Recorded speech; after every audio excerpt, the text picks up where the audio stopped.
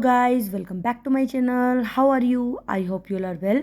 So this video is my dedicated to the literature student, and today we are going to discuss the multiple choice question of the romantic age. And so let us start. Wordsworth was popularly known as the poet of. अब Wordsworth है वो किस type का poet माना जाता था, तो इसमें क्या आएगा आपका लेक डिस्ट्रिक्ट का। ठीक है, lake district as a famous था जो वर्ड्सवर्थ था। ये मैं टिक नहीं करूँगी इसको पेंसिल से, क्योंकि अगर आपको भी खुद ट्राई करना होगा तो इजीली आप कर सकते हो, क्योंकि पहले अगर आंसर मार्क हो तो वो मज़ा नहीं आता करने में। The fall of the prison of Bastille that mark the beginning of the French Revolution अकाडोन।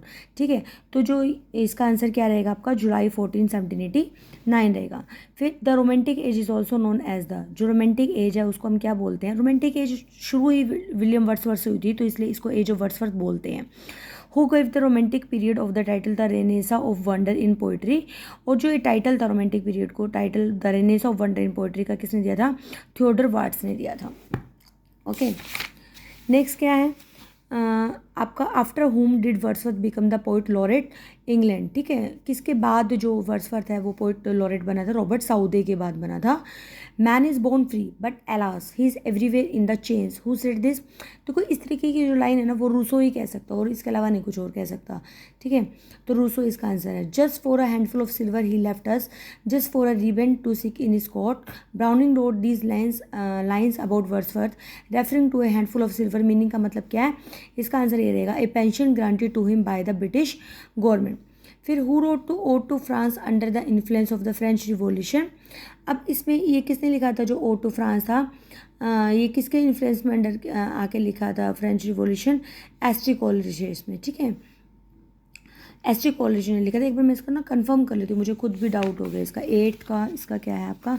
ए है ना यहाँ पे, एक मिनट आंसर किया देखो 8 का ए ही है। ठीक है, मतलब मैं सही हूँ अभी तक। तो Wordsworth preface to lyrical ballad was. ठीक है, जो वर्ड्सवर्थ का जो प्रीफेस टू लिरिकल बैलेड है वो क्या शो करता है? इसका आंसर ये रहेगा the preface to the second edition of the lyrical ballad. ठीक है, तो वैसे क्या होता है ज़्यादातर ना इसमें प्रीफेस समझ के सोचते हैं कि लिरिकल बैलेड का फर्स्ट एडिशन होगा, नहीं। लेकिन जैसे उसने लिरिकल बैलेड राइट करते थे ना, तो उसके बाद जब लिखा था तो वो प्रीफेस टू सेकेंड एडिशन आएगा। और ये क्वेश्चन पहले आया हुआ है एक बार। The beginning of the Romantic movement is marked by the, जो बिगिनिंग होती है ना रोमांटिक मूवमेंट की, वो होती ही शुरू लिरिकल बैलेड से ही है। Who is known as the nature of priest of nature. Priest of nature की जब भी बात है तो विलियम वर्ड्सवर्थ आता है। Wordsworth was accuse of being the lost leader by the, तो इसमें आपका क्या रहेगा? इसमें आपका Wordsworth was accuse of being the lost leader by the Robert Browning. एक बार इसको भी एक बार कंफर्म कर लेते हैं। 12th का डी का ऑप्शन है हमारा, इसमें देख लेते हैं। देखो 12th का डी ही है, बिल्कुल करेक्ट है। फिर नेक्स्ट क्या हमारा? वर्ड्सवर्थ सिस्टर वॉज, वर्ड्सवर्थ की सिस्टर कौन है? डोरोथी है। If winter comes can spring be far behind. Winter की बात आ रही है तो वेस्ट विंड आ जाएगा, to west wind. Poets are the unacknowledged legislature of the world, who said this? P B. Shelley. ये भी कोटेशन बहुत फेमस है। फिर a young friend Wordsworth left his legacy of 900 pound आ जाएगा इसका आंसर। फिर in 1802 Wordsworth got married to his cousin. अब 1802 में वर्ड्सवर्थ ने किसे, कौन सी कज़न से मैरिज की थी? मैरी हचिनसन से की थी। Preface to the 1800 edition of lyrical ballad contain Wordsworth attack on the, तो इसका आंसर क्या रहेगा? The, gaudiness and inane phraseology. फिर नेक्स्ट क्या आपका? Lyrical ballad opens with. ठीक है, लिरिकल बैलेड किससे ओपन होता है भाई? हमारा लिरिकल बैलेड होता है कॉलरिज की राय में ऑफेंशियल मारिनर से शुरू होता है। फिर अच्छा हाँ, ये भी सोचने वाली बात है, लिरिकल बैलेड लिखा तो वर्ड्सवर्थ ने था, लेकिन एसटी कॉलेज का इसमें इनका कंबाइंड वर्क था। ठीक है, the year 1798 has been taken on the year of the beginning of the Romantic movement because, क्यों था? क्योंकि it was the year in which Wordsworth lyrical ballad was published. दो Keats was the least affected by the French Revolution directly, which of the work has the revolutionary implication? तो इसका हाइप्रियन आएगा।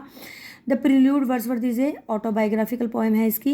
Wordsworth ने describe किया था various stages, जो कि association है इसकी, जिसमें still of sad music humanity का, वो किस में आता है? फाइनल स्टेज में। We are laid asleep in body and becomes in living soul, in which Wordsworth poem does this lines अगर। ये किस में है जो वर्ड्सवर्थ की? ये we are laid sleep in body and becomes a living soul, ये आई थिंक इसका टिंटरन एबे में है। एक बार चेक कर लेते हैं भाई, इसका मुझे डाउट है, एक बार कंफर्म करना ही ठीक रहता है। 24 का क्या है? डी। ठीक है, बिल्कुल करेक्ट है 24 का। And in which of the poem Shelley denounces all the forces of tyranny and oppression represented by the kings and priests? अब किस पोएम में जो शैली है वो डिनाउंस करता है ऑल जो फोर्सेस है टायरनी के, ऑपरेशंस के, जो किंग्स और प्रीस्ट के? ये इसका क्वीन मैप है, रिवोल्ट ऑफ इस्लाम रहेगा इसका, ठीक है। फिर नेक्स्ट क्या है इसमें, देखो इस्लाम वगैरह से रिलेटेड होती है टायरनी और जितने भी ऑपरेशंस होते हैं, तो इस तरीके से हम लिंक करके उसको याद कर सकते हैं। विलियम वर्ड्सवर्थ ने कौन सा सोनेट लिखा था, किसके ऊपर लिखा था? विलियम वर्ड्सवर्थ ने मिल्टन के ऊपर लिखा था। 3 years शी ग्रू इन सब टाइटल किसका है ये? एजुकेशन ऑफ नेचर का। One impulse of वर्नल would, would की जब बात आए तो विलियम वर्ड्सवर्थ का ही होता है आंसर। फिर नेक्स्ट क्या हमारा, who was the pansies as a symbol of sad thoughts and voice of modesty and innocence in one of his poem, ठीक है। तो अगर इसकी बात आए ना कि जो पेंसिस है as a symbol of sad thoughts का किसने यूज़ किया था? पीबी शैली ने किया था। एक बार इसको भी देख लेते हैं, एक बार 29 का क्या है हमारा, बिल्कुल ठीक है 29 का भी।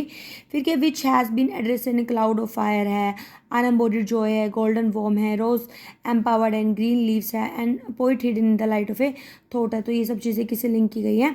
स्काईलार्क से की गई है, ठीक है। तो हम सिर्फ 30 क्वेश्चन ही करेंगे क्योंकि 30 से ज़्यादा याद भी नहीं रहते। मैंने भी कम से कम, मुझे भी 5 से 10 मिनट लगे इसको याद करने में, लेकिन मेरा वीडियो शेयर करने का पर्पज़ यही है कि जिनके पास ये बुक नहीं है तो एटलीस्ट वो वीडियो के थ्रू उसको रिवाइज़ कर सकते हैं। और जैसे क्या होता है कि कई बार हमारा बिजी शेड्यूल होता है तो हम साथ में बुक नहीं रख सकते, तो हम फ़ोन पे इसको मतलब रिवाइज़ कर सकते हैं। एक बार मैं आपको ऐसे दिखा देती हूँ, तो उससे क्या होगा कि आप खुद उसको प्रैक्टिस कर सकते हो, उसको पॉज करके वीडियो को, क्योंकि मेरी वीडियो को करोगे तो फिर आपको मैंने आंसर सीधा ही बोले हुए ना, तो मैं आपको एक बार ऐसे दिखा देती हूँ ताकि आप इसको खुद भी एक प्रैक्टिस कर सकते हो एक बार देख के, ठीक है।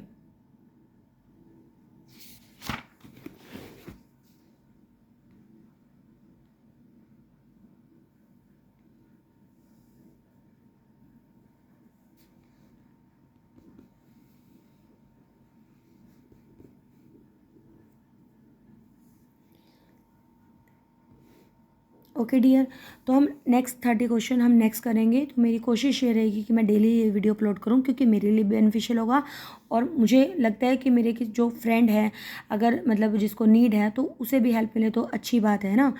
तो वीडियो थोड़ी सी भी अच्छी लगी है तो प्लीज़ लाइक करना ना भूलें। मिलते हैं एक नई वीडियो में एक नए कंटेंट के साथ। Till then be happy, keep studying, bye bye.